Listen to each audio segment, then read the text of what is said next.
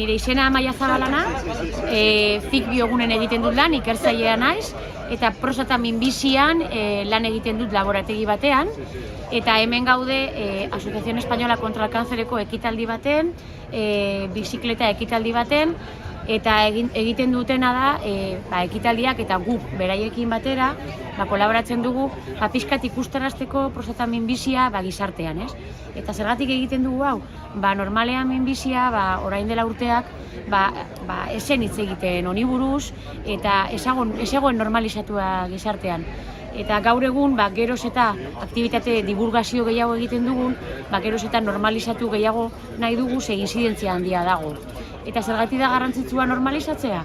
Delako gaixotasun bat gurekin gelditu behar delako, jendea oraindik dagoela ez dela medikura joaten eta oso garrantzitsua da medikura joatea detekzio goiztiarra edukitzeko, eta detekzio goiztiarra edukitzea oso garrantzitsua da bero sendakuntzarako.